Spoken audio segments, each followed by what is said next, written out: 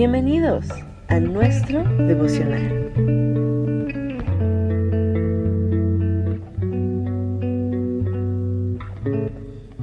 Buen día, soy el pastor Ignacio Ramírez. Quiero leer una parte de la Escritura y de ahí vamos a ver nuestro devocional en este día.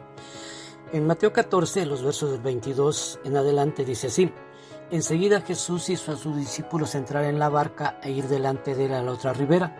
Entre tanto que él despedida a la multitud, subió al monte a orar aparte, y cuando llegó la noche estaba allí solo, y ya la barca estaba en medio del mar, azotada por las olas, porque el viento era contrario. Mas a la cuarta vigilia de la noche Jesús vino a ellos andando sobre el mar, y los discípulos, viéndole andar sobre el mar, se turbaron, diciendo: un fantasma. Y dieron voces de miedo, pero enseguida Jesús les habló diciendo: tened ánimo, yo soy, no temáis. Entonces le respondió Pedro y dijo: Señor, si eres tú, manda que yo vaya a ti sobre las aguas. Y él dijo: ven. Y descendiendo Pedro de la barca, andaba sobre las aguas para ir a Jesús. Pero al ver el fuerte viento tuvo miedo y comenzando a hundirse dio voces diciendo: Señor, sálvame.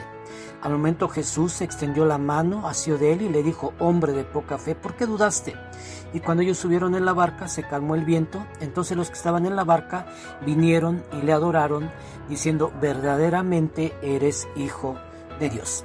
Esta misma historia se repite en Marcos 6 y en Juan 6 con algunas características diferentes, algunas cosas diferentes, pero básicamente es lo mismo. No es que haya contradicciones, simplemente que nos ayuda a enriquecer la enseñanza, a darnos cuenta de algunos detalles. Hoy vamos a ver qué aprendemos durante la tempestad.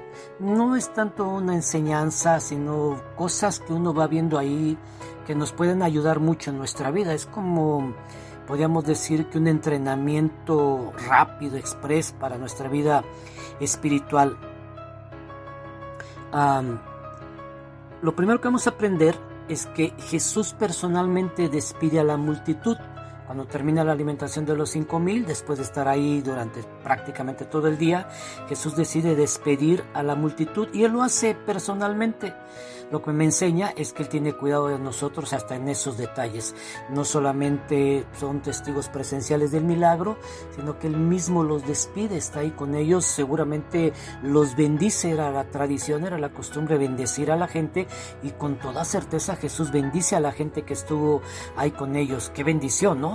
Poder disfrutar de estar con Él, poder disfrutar de los alimentos y después ser bendecidos y despedidos por Jesucristo. Él tiene cuidado de nosotros en todas las áreas. Lo segundo que aprendemos es que Jesús los manda a la tormenta. La tormenta estaba en el plan de Dios. Él los hace entrar a la barca. Lo que me dice la Biblia es que los hizo entrar a la barca. La idea es que, pues, literalmente los obliga, los motiva, los empuja a entrar a la barca. Era algo que él ya tenía en mente, era un propósito que había ya en la mente de Jesucristo.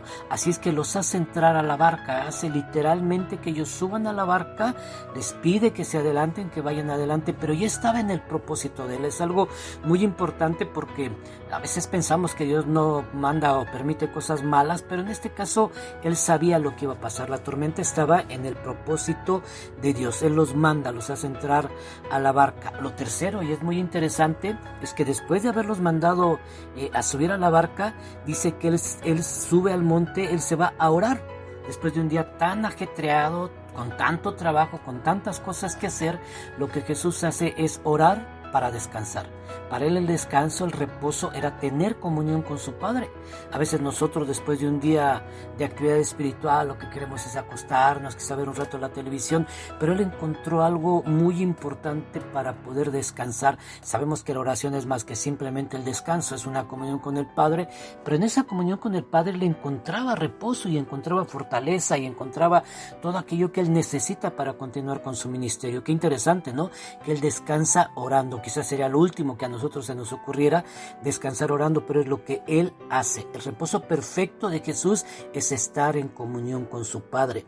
Lo cuarto que aprendemos es que Jesús estaba mirando a los discípulos, aun cuando ellos no lo veían a él no los perdía de vista.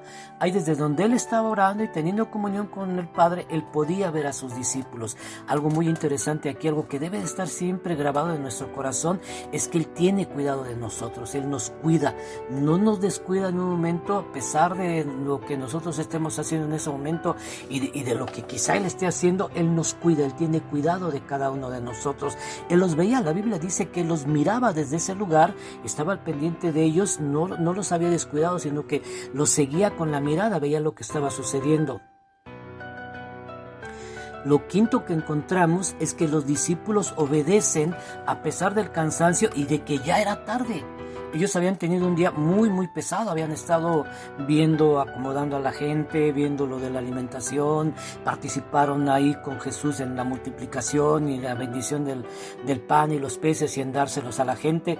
Había sido un trabajo de muchas horas, de mucho tiempo, y a pesar de eso, cuando Jesús les dice, suban a la barca y vayan al otro lado, ellos están dispuestos a obedecer, están dispuestos a hacer aquello que Jesús les ha pedido, a pesar del cansancio y a pesar de la hora. Ellos no dijeron, bueno, Señor, ¿qué te parece si salimos mañana temprano, más descansados, más frescos, sin tantos problemas, sin tantas situaciones? No, ellos obedecieron en ese momento. Era lo que Jesús quería, era lo que les había pedido y fue lo que ellos hicieron.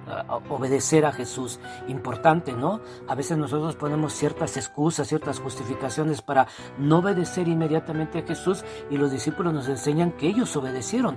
Yo les decía que esto es como un curso intensivo de vida espiritual, de liderazgo espiritual, y nos enseña la importancia de obedecer cuando Jesús nos pide que hagamos algo. Lo sexto es que a pesar del viento contrario, los discípulos seguían remando. Dice la Biblia que Jesús los vio y que vio cómo remaban a pesar de que el viento les era contrario. Ahora, esto es muy interesante porque echa por tierra la idea de que Dios hará todo fácil para que nosotros sigamos adelante. Y no es cierto. Nosotros pensamos que si las cosas salen bien es que Dios está de nuestra parte, y si salen mal es porque Dios no está en el asunto. Y esto nos enseña que no siempre es verdad, que puede ser que tengamos problemas, que puede ser que la situación sea adversa para nosotros, que puede ser que tengamos que remar contra la corriente, pero que Jesús está en el asunto, que Él nos pidió que nosotros siguiéramos adelante.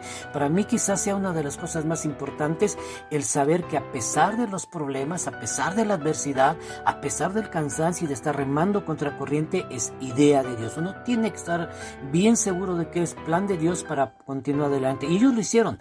Ellos no dijeron, todo esto se pone difícil, las puertas se cerraron, la tormenta se levantó. Seguramente no es el plan de Dios, no es el propósito de Dios. Era el propósito de Dios y ellos iban a seguir adelante.